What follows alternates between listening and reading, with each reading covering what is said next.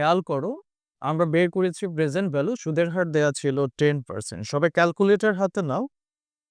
এখানে বাকি সব ইনফরমেশন সেম থাকবে। ফিউচার ভ্যালু 10,000ই হবে, অ্যানু 10 বছরই থাকবে, 1 প্লাস সুদের হারটা হবে 10% না হয়ে 15%, 15%।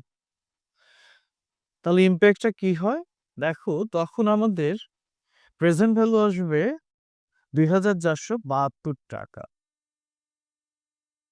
দেখো সবাই, সুদের হারের সাথে বর্তমান মূল্যের বিপরীতমুখী সম্পর্ক বিদ্যমান। ভবিষ্যৎ মূল্য দেয়া থাকলে যদি বর্তমান মূল্য বের করতে বলে, তাহলে সুদের হার বাড়লে বর্তমান মূল্য কমবে এবং সুদের হার কমলে বর্তমান মূল্য বাড়বে। আমরা 15% ইন্টারেস্ট রেট দিয়ে দেখলাম, প্রেজেন্ট ভ্যালু আসে 2472। এবার খেয়াল করো, বাকি সবকিছু ঠিক থাকবে, এন এর ভ্যালুটা চেঞ্জ করব, অর্থাৎ 10,000 ডিভাইডেড বাই, তুমি ক্যালকুলেটর নাও, 1.1 টু দি পাওয়ার 10 এর জায়গায় হবে 15।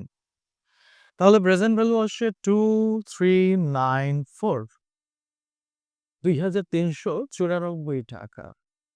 ভবিষ্যৎ মূল্য থেকে বর্তমান মূল্য নির্ণয় করার সময়ে বছর সংখ্যা বা মেয়াদের সাথে বর্তমান মূল্যের বিপরীতমুখী সম্পর্ক বিদ্যমান। যখন বছর সংখ্যা ছিল 15, তখন বর্তমান মূল্য 2,300। যখন বছর সংখ্যা হচ্ছে 10, তখন বর্তমান মূল্য 3,855। অর্থাৎ মেয়াদ বা বছর সংখ্যা বৃদ্ধি পেলে বর্তমান মূল্য হ্রাস পায় এবং মেয়াদ বা বছর সংখ্যা হ্রাস পেলে বর্তমান মূল্য বৃদ্ধি পায়।